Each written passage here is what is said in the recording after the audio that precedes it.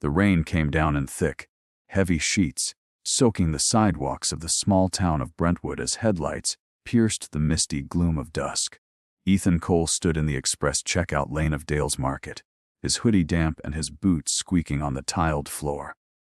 His 8-year-old son, Liam, clutched a carton of chocolate milk and chattered away about his day at school.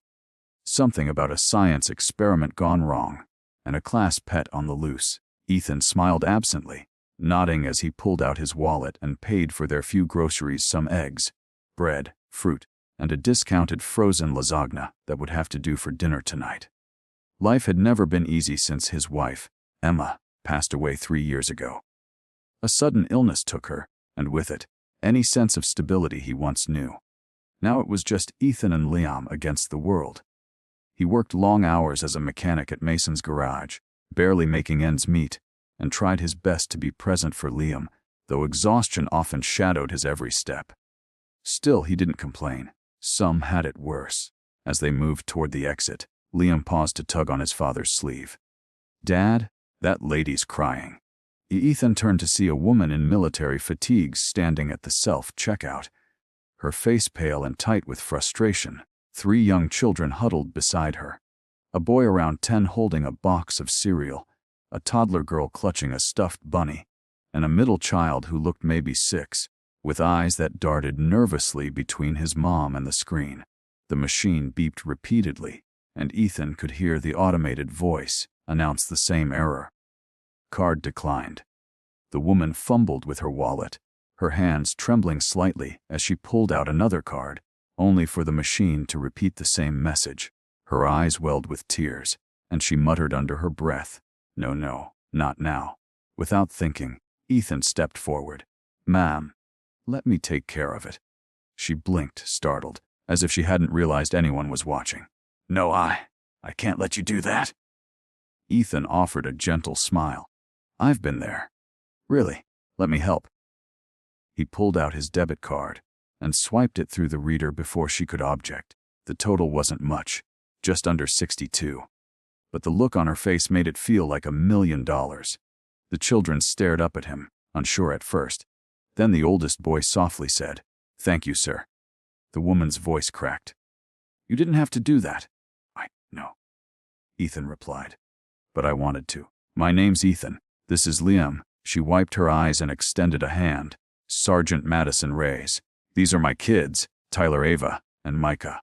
I'm so sorry for the scene." "No need to apologize.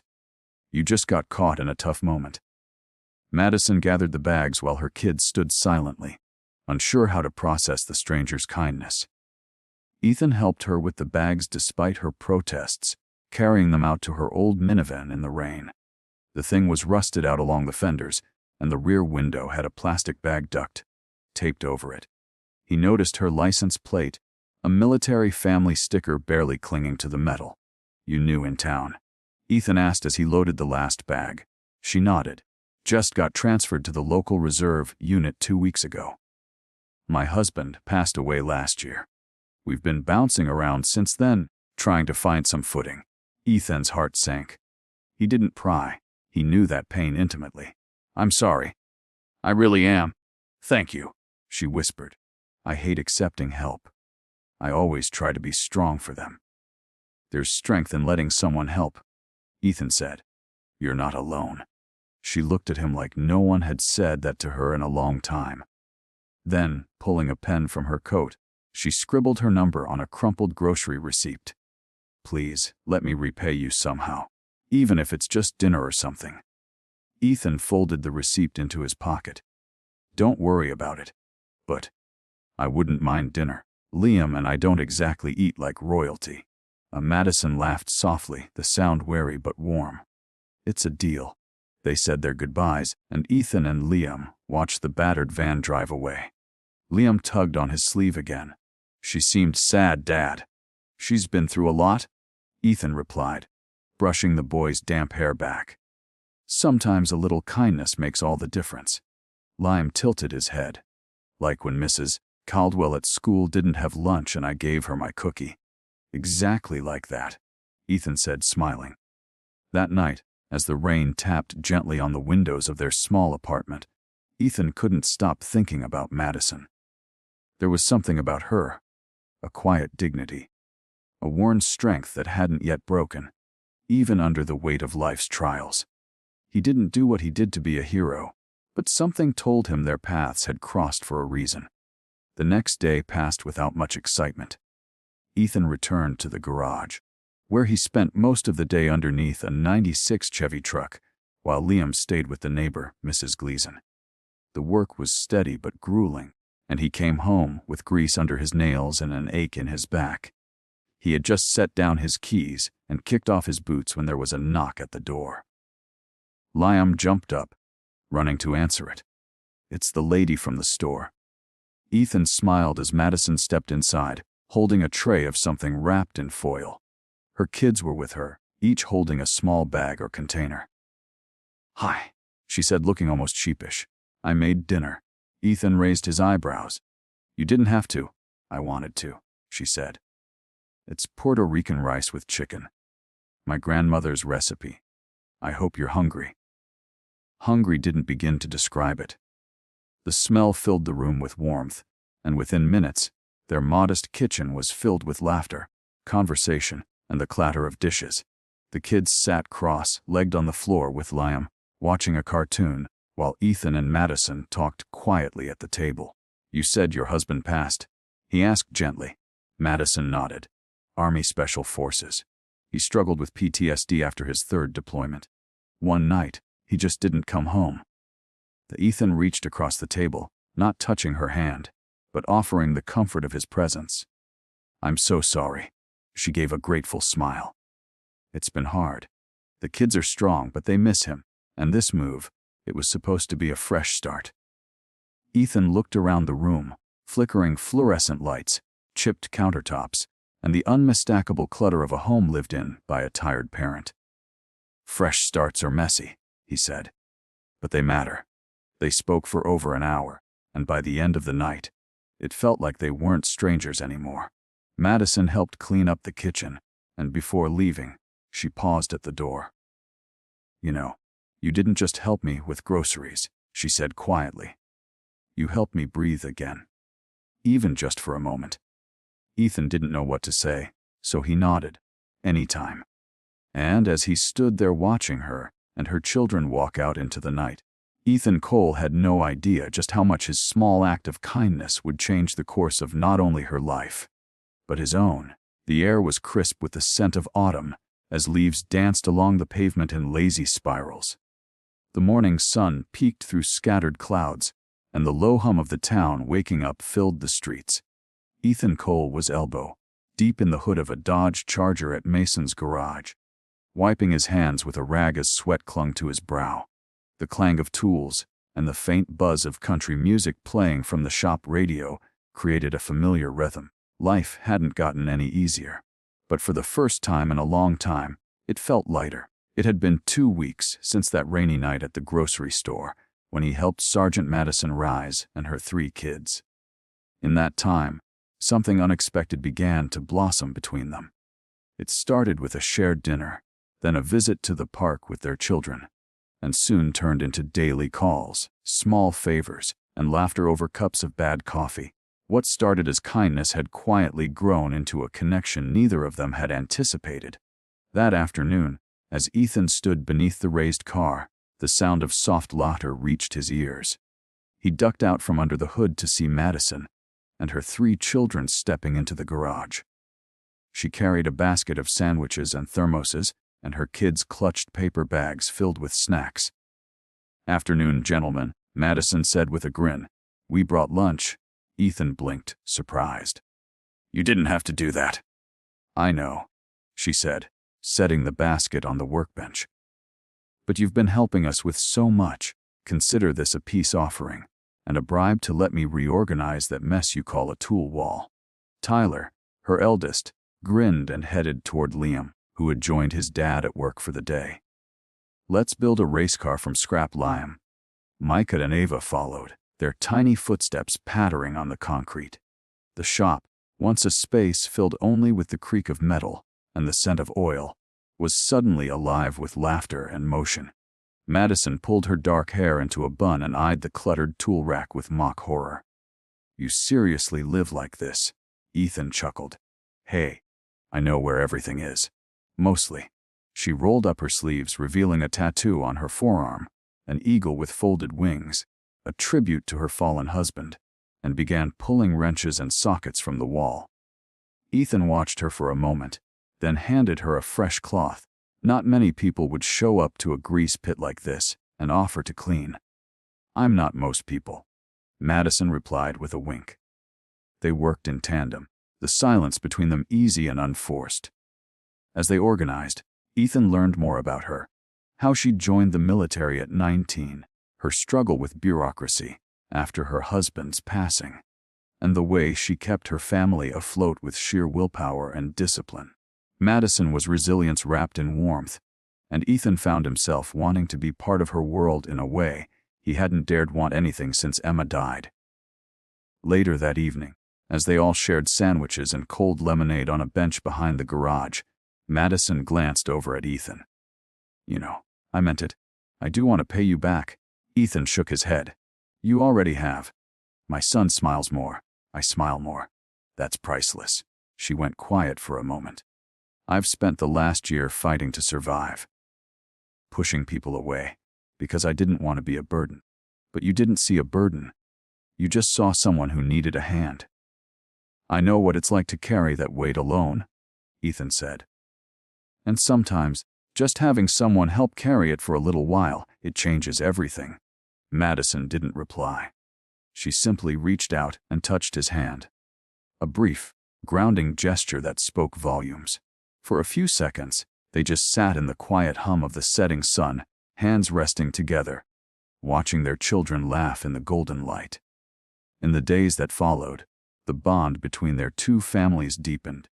Ethan helped fix the broken heater in Madison's rental home, patched the leak in her roof, and even offered to look at her busted water heater, which he ultimately replaced using spare parts from the garage. Each time she tried to insist on paying, he'd wave her off with a half smile and a joke. But what Madison didn't tell him was that behind her calm exterior, things were unraveling. She was fighting through layers of military red tape, trying to access survivor benefits. Her husband's pension had been delayed due to a filing error, and the Army housing request she'd submitted had been sitting unresolved for months. The stress was piling up, bills stacked on the counter, the rent overdue, her kids asking questions she couldn't always answer. One night after she'd put the kids to bed, Madison stood in her tiny kitchen, staring at the flickering ceiling light. She was tired, bone tired. But when she opened her phone to text Ethan, just to talk, to distract herself, she found a message from him waiting. "Lime wants a rematch on Monopoly tomorrow. I warned him you cheat." She smiled for the first time that evening and typed back, "Tell him I take no prisoners, even children." The following week brought an unexpected surprise. One morning, Ethan showed up to work to find his garage buzzing with unusual activity. A local news crew had set up a small camera outside the entrance. Confused, Ethan stepped into the parking lot only to be met by his boss, Mason, grinning ear to ear. "What's going on?" Ethan asked, wiping his hands on a rag. "You're a star now, Cole," Mason said, clapping him on the back. "Your story made it into the Brentwood Times. Some customer told the editor about how you helped that soldier's family and how you've been fixing up half the neighborhood for free." Before Ethan could react, a young reporter approached with a microphone. "Mr. Cole, do you have a moment? We'd love to ask a few questions about what inspired you to help the Reyes family." Ethan scratched his head, stunned. "I just saw someone who needed help. That's all." The reporter smiled. "And you're a single dad, correct?" "Yeah. My wife passed a few years ago. It's been me and my boy ever since." She nodded, scribbling notes. "Well, the community has taken notice. A few folks started a donation fund. Some businesses want to contribute. Even a veterans group reached out. They said they'd like to support you and Madison." Ethan was floored. This isn't what I was trying to do." "Maybe not," she said. "But sometimes, The people who give the most without asking are the ones who deserve it the most. That night, Ethan and Madison sat on a bench outside her place, watching their children chase fireflies. She had just finished reading the article online and was still speechless. "They wrote about you like you're some kind of hometown hero," she said. He shrugged. "You think they'd still call me that if they knew I burned toast 3 times this week?" Madison laughed, but her voice turned serious. "You know, for a long time, I thought I had to do everything alone. I thought needing help made me weak. But you just give without expecting anything." "That's rare. I do expect something," Ethan said softly. Madison raised an eyebrow. "Oh," he smiled. "I expect your famous rice and chicken again. That stuff's addictive." She threw her head back, laughing. "You drive a hard bargain, Cole." They sat in silence a while longer until Madison leaned her head on his shoulder. "I'm glad we met," she said. "No matter how hard things are right now, you and Liam feel like home." Ethan's heart thudded in his chest. He wasn't sure where this was going. But for the first time in years, he wanted to find out. As fall turned to winter, their families began to blend in quiet, meaningful ways. Sunday dinners became routine. Ethan taught Tyler how to change the oil on his mom's van. Madison helped Liam with school projects. They celebrated birthdays together, carved pumpkins, and decorated their shared spaces with mismatched string lights and handmade crafts. And when Ethan's heater broke down one cold November morning, he came home to find Madison in his kitchen, baking cinnamon rolls and waiting with a repair manual in hand. "I Googled how to fix it," she said with a smirk. "It's probably something you can fix in 10 minutes. But I figured I'd come supervise." "You mean eat all the cinnamon rolls while I freeze?" "Exactly," she grinned.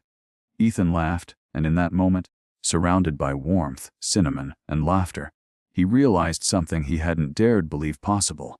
He was no longer just surviving. He was living. And it had all started with one rainy night, one simple act of kindness, and a grocery bill he barely remembered paying. The air had that eerie stillness that only comes before a storm, the kind of quiet that presses on the chest and tingles along the skin. Ethan Cole stood on the porch of his modest home, staring at the darkening horizon where storm clouds tumbled and gathered like an army preparing for war. The air was heavy with the scent of rain and electricity. Somewhere in the distance, thunder growled low and deep. Inside, Liam was sprawled on the living room rug, building a spaceship from Legos. Madison and her 3 kids were supposed to be arriving soon for their usual Sunday night dinner. It had become a tradition, one Ethan looked forward to all week. He'd made spaghetti with homemade garlic bread, a small but proud achievement for a man who used to burn toast without trying. But as the storm clouds thickened and the sky dimmed to charcoal gray, worry crept into Ethan's gut. He checked his phone. No message from Madison. Then the rain came, hard and fast. The sky split open, releasing a torrential downpour that blurred the world outside. Lightning forked across the sky, followed seconds later by a thunderclap that rattled the windows. The power flickered once, twice, and then went out completely. "Dad," Liam called from the living room, clutching his half-finished spaceship. "It's dark." Ethan grabbed a flashlight from the drawer and clicked it on. "We'll be okay, buddy. Just a little power outage." But something wasn't sitting right. Madison was never late, not without a message. She'd always been a stickler for being on time. Punctuality had been beaten into her from her army years. Ethan grabbed his phone again, tapped her contact, and called. The line rang and rang before going to voicemail. He tried again, then again. Nothing. His worry turned to fear. "I need to check on Miss Madison, okay?" he told Liam. "Stay here with the flashlight." "I'll be right back." "Is she okay?" Liam asked, his eyes wide in the dim light. "I hope so," Ethan said, his voice tight. He grabbed his coat, yanked on his boots, and headed out into the storm. The rain was relentless, soaking Ethan to the bone in seconds. He drove slowly, wipers slapping frantically against the windshield. The streets were mostly deserted, save for the occasional flicker of emergency vehicle lights in the distance. Tree branches littered the road. Streetlights were out. The whole town looked like it was holding its breath. When he reached Madison's street, dread hit him like a punch to the chest. Smoke thick, black smoke rising into the stormy sky, mingling with the rain in a bitter haze. As he got closer, he saw flashing red lights, fire trucks parked along the curb, hoses snaking across the yard. Firemen shouted instructions over the roar of water and crackle of flames. Madison's house was burning. "Madison!" Ethan yelled, parking haphazardly and running toward the blaze. A firefighter grabbed his arm. "Sir, you can't go in there." My friend, Madison Reyes! She lives here with her kids!" "Are they out? Are they safe?" The firefighter turned and shouted something to a colleague. A moment later, a familiar voice called out, "Ethan!" He spun around to see Madison huddled under a blanket near the fire truck, her arms wrapped around Iva and Micah. Tyler stood next to them, his face streaked with soot and tears. Ethan rushed to them, dropping to his knees beside her. "Oh my God. Are you okay?" Madison nodded, shaking. "We were inside when it started." There was a loud pop, maybe the fuse box. I grabbed the kids and ran. We didn't even have time to grab shoes. The kids clung to him, still trembling. Ethan wrapped his arms around all of them and held tight. "It's okay now," he whispered. "You're safe. I've got you." The fire continued to rage behind them, devouring the structure that had barely held them for the past few months. Madison stared at it, her eyes hollow. Everything we had." "You have what matters," Ethan said, looking at her with steady eyes. "You have your family, and you have us. Come home with me." She looked at him, stunned. "Ethan, I can't. You're not arguing with me right now. The only place you and these kids are going tonight is somewhere warm, dry, and safe. That's my place." But tears streamed down her face. But she nodded. She had no fight left. Back at Ethan's house, chaos gave way to comfort. He gave the kids dry clothes, mostly Liam's spares and a few oversized shirts from his own closet. Madison took a hot shower and emerged wrapped in one of Ethan's hoodies. Her face was pale, her eyes red, but there was gratitude in every glance. They all sat huddled on the couch by candlelight, the power still out but the warmth between them very much alive. Liam offered Tyler half his blanket. Ava fell asleep on Madison's lap. Micah leaned against Ethan, eyes half closed. Ethan brought out mugs of hot cocoa made on the gas stove and passed them around. "It's not much, but it's something." "It's everything," Madison whispered. Later that night, after the children had fallen asleep in makeshift beds around the house, Madison stood at the window with Ethan, staring out at the dark sky now beginning to clear. "I don't know how to thank you," she said softly. "You don't have to. I mean it, Ethan.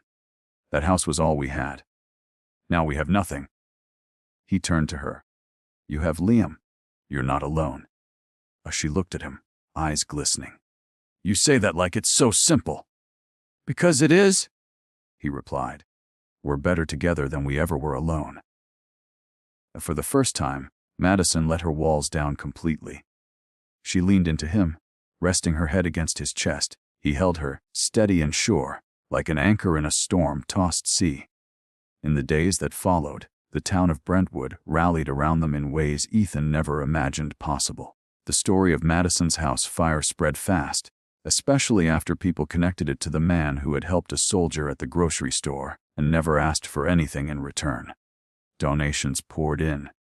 Clothes, food toys, blankets. Ethan's garage received an anonymous delivery of tools and parts with a note. "A who helps others should never want for anything. Thank you for your heart." The community center offered temporary shelter, but Madison chose to stay with Ethan. The house was small, and space was tight, but it didn't matter. Laughter echoed through the hallways again. Breakfasts were a bit chaotic. Dinners always ended in storytelling and jokes, and every night, Liam went to bed with a smile. Ethan rearranged the house to make room. He turned his old office into a small bedroom for Tyler. He and Liam shared a room, and Madison and the younger kids took the master. It wasn't perfect, but it was home. One morning, Madison walked into the kitchen holding a letter with trembling hands. "What is it?" Ethan asked, My application for military housing rejected again, she whispered. They said I missed a paperwork deadline.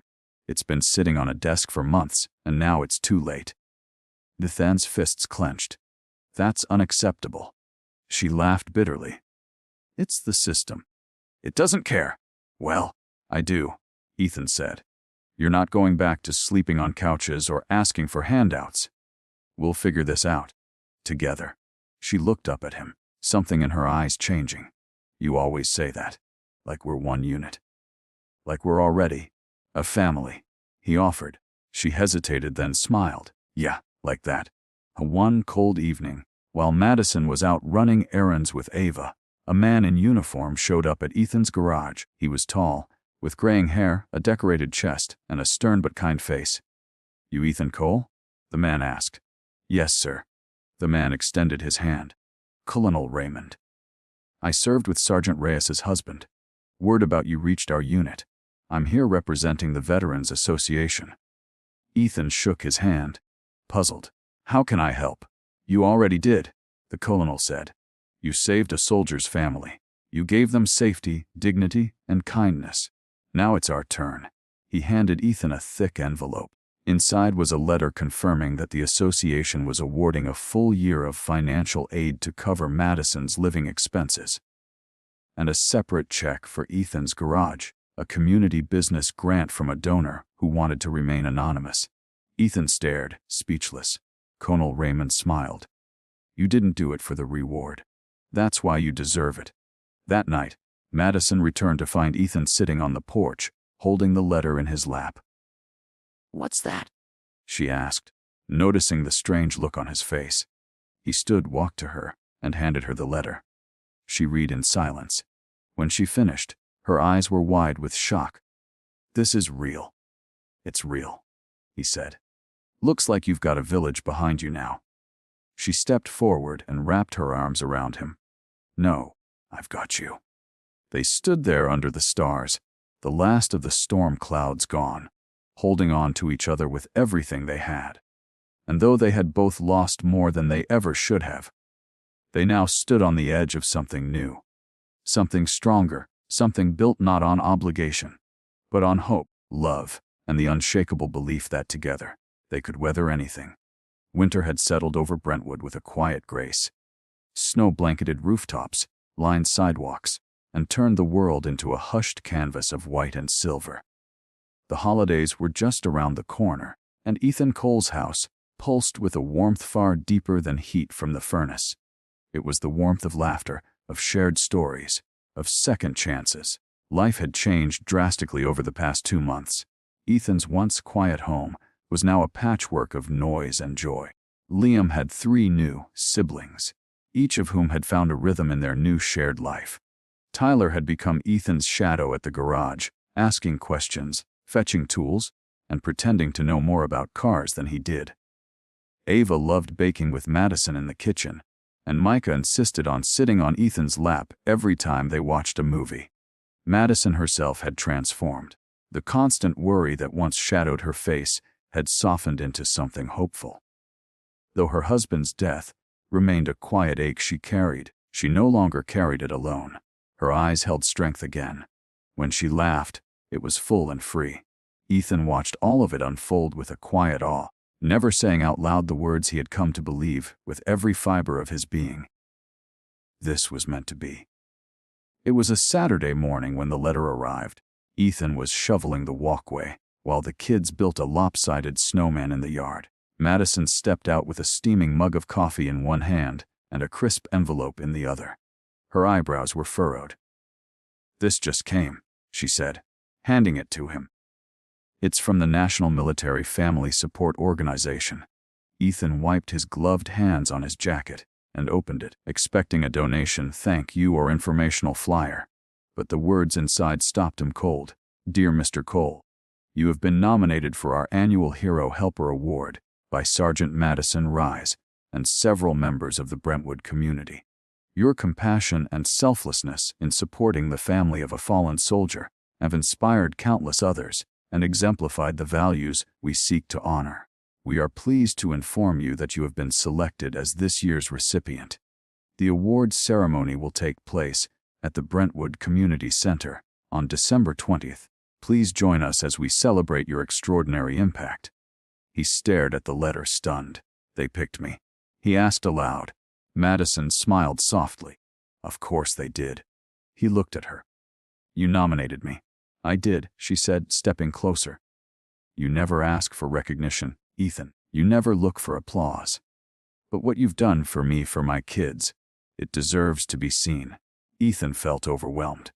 I didn't do anything special. Yes, you did, she said firmly. You saved us. The weeks leading up to the award ceremony were a whirlwind. Local businesses donated decorations, food, and time. The community center was transformed into a warm, festive space adorned with American flags, golden stars, and strings of white lights. Veterans from surrounding towns arrived. Reporters from local and regional stations showed up to cover the story.